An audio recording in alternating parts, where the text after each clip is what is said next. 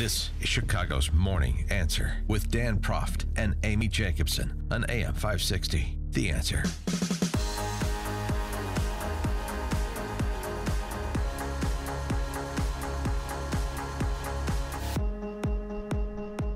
Top of the morning, Dan and Amy. We're all Oregonians now, in one sense or the other. This is a recent post from Alex Tabarrok over at Marginal Revolution.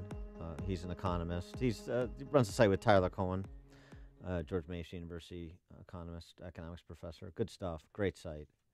And it's about how collective action kills innovation. This referencing specifically the Oregon law that was recently passed that gives gas stations in rural counties the option of what? Allowing people to pump their own gas. What? How does this thing work? Where's the gas cap? How do I unlock the lid? I think Oregon, but before this law, in Jersey, in New Jersey, you still, you can't pump your own gas, right? And you had the responses from some people were remarkable. I don't even know how to pump gas, and I'm 62. Said a woman who's native Oregonian. I say no thanks. I don't like to smell like gasoline. Well, you don't have to. You can. Well, it's called you don't spill the gas over on your hands or your shoes. Dummy. I mean, I lived in the state all my life, and I refuse to pump my own gas. Well, I bet she didn't take auto shop in high school. This is a service only qualified people should perform. I will literally park at the pump and wait until someone pumps my gas. I mean, oh boy, you want to talk about welfare state addled, the welfare state addled residents of Oregon. Oh my goodness! But the point is that this law is not unlike many other laws that provide barriers to entry or artificially inflate the costs of goods and services. And it's the subject of a book that it's an interesting write-up in Medium on.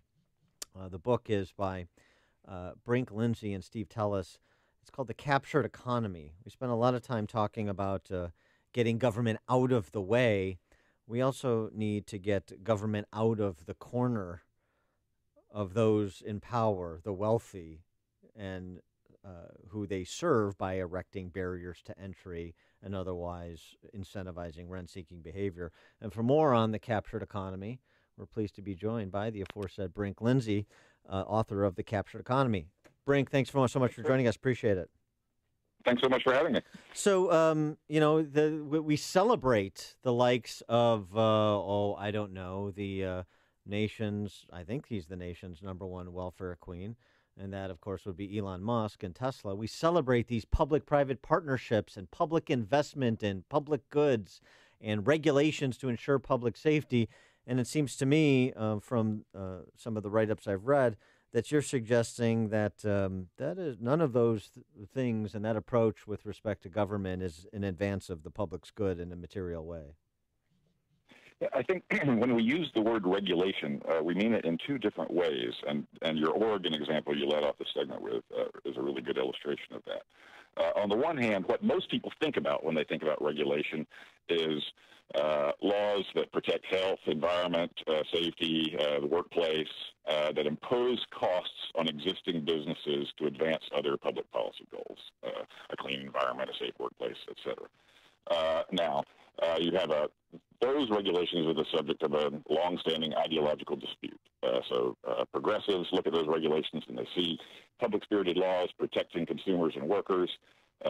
Conservatives, libertarians look at those laws. They see excess. They see too many costs being imposed on business and hamstringing the economy. And so there's a battle between those two. Often the right answer lies somewhere in between the extremes. But these are areas where we know regulatory activity makes sense. It's to protect people from harm.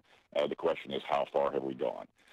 But there's another whole area of regulations where it's not imposing costs on business. It's protecting businesses, subsidizing businesses by protecting them from consumers. Mm-hmm. Often by subsidizing them, but often as well by simply making it more difficult for competitors to enter the field. In the Oregon case, the competitor is the self-server who will opt for a cheaper brand of gasoline. So the gas stations make more because they charge everybody full service, and they profit accordingly, and consumers lose out. This kind of regulation is, under the surface, pervasive throughout the American economy. It's been getting worse, especially regulations that while gumming up the economy and subsidizing big businesses, redistribute income up the socioeconomic scale. So right now we're in a period of slow growth for the whole 21st century and high inequality. And we've got a whole set of policies, these what we call regressive regulations, that are making matters worse on both fronts. They're gumming up competition, dynamism, creative destruction, and at the same time, they're siphoning up resources and directing them up to the very tippy top of the income scale. Well, President Trump, I mean, he had that press conference where he showed all the regulations that he cut back. Of all of those, which do you think will be the most beneficial to, say, business owners or to Americans? I think there's a lot less to the Trump administration's initiatives than meets the eye. Most of what they're doing is not changing any policies at all. They're simply enforcing existing regulations more laxly, or simply not enforcing them.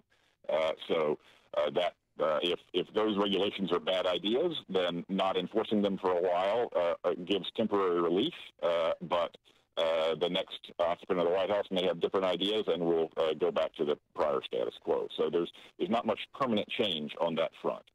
There have been a number of big regulations that have been struck down under congressional review, and that has accomplished permanent things.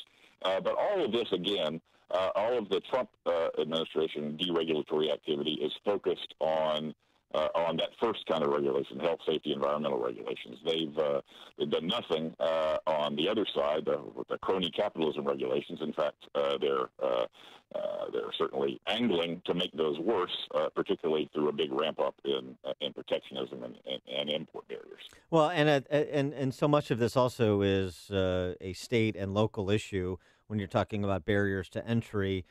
Things like the licensing power of a local community or a state.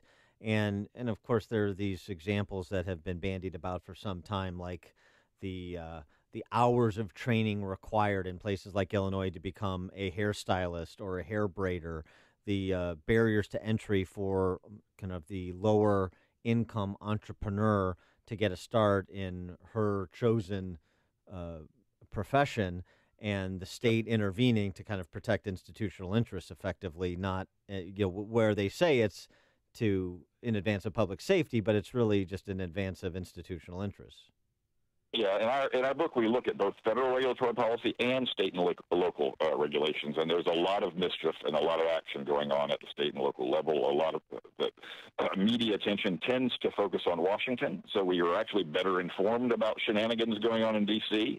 And more properly outraged about things that are going on in D.C. We don't have much outrage about what's going on in state capitals because we don't pay much attention to it. But often what's going on there is really problematic. Occupational licensing, which you just mentioned, is a big problem. So back in 1970, only about 10% of Americans were in jobs subject to occupational licensing. That is, where you have to get permission from the government before you do your job. Now it's over a quarter, and a big reason for that has been an explosion in the number of occupations subject to licensing. There are now over 1,100 different occupations licensed in one state or another, and it's just a crazy quilt of. So it completely differs from one state to another. If any of this made sense in terms of consumer protection, and that's how these laws are justified. You've got to protect consumers from fly-by-night operators, from scam artists, from incompetence.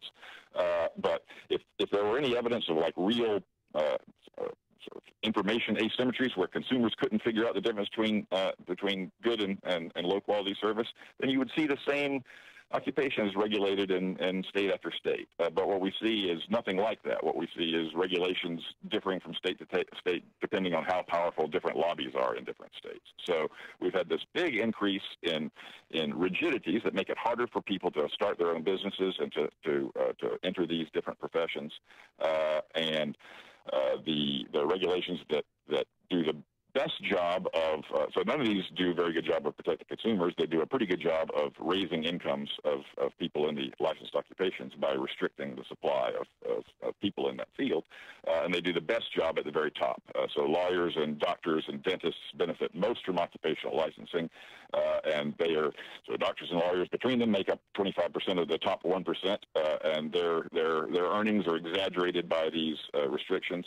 Meanwhile, down at the bottom, you've got all these new licensing regimes that are making it very difficult for people at the bottom, people from disadvantaged backgrounds, people who are from immigrant backgrounds without great English, to get going on the ladder of economic success. So they're bad news all the way around. Part of this, it seems to me, comes from this idea that government and politicians, and you see this in their campaign color all the time, they're going to create jobs. So the government is an entrepreneurial enterprise or an incubator for entrepreneurship. And here's an example in Wall Street Journal yesterday. So this is rather interesting. So California, since they legalized recreational use of marijuana, they're worried that not enough blacks will qualify for the permits. So what they're doing is creating equity programs that offer no-interest loans and other perks to people who live in poor black neighborhoods and have been convicted of drug crimes to become legitimate dealers of recreational weed that has been legalized. And if you're a white applicant, you can improve your chances of receiving a permit by incubating an equity applicant, meaning a black applicant, making him a 50% partner in your business or giving him floor space in your establishment rent-free. I mean, and this is the state of California operating like a drug kingpin. Yeah, that doesn't sound like a great idea, does it? These kinds of state economic development plans are basically slush funds for doling out money to favored groups. They have a terrible track record of working. A lot of it is extremely zero sum. You have these bidding wars between states to attract, a new corporate plant or headquarters. Look at the crazy race to attract Amazon's second headquarters. All of that is just totally wasted money. Everybody's bidding against each other, and the corporation is going to locate somewhere, so most of that money is wasted. We both have to worry about government being too hard on business, imposing costs that don't make sense, that aren't justified by the benefits that they procure, and on the same time, we have to worry about government getting in bed with business. Chummy relationships where they're doling out money or doling out special favoritism in the form of rules that skew the playing field in the favor of some people and against others. He is Brink Lindsey, the director of the Open Society Project, co-author of the book, The Captured Economy, How the Powerful Enrich Themselves, Slow Down Growth, and Increase Inequality. Worth checking out. Brink Lindsey, thanks so much for joining us. Appreciate it. Thank you so much for having me on. And he joined us on our turnkey.pro answer line. The more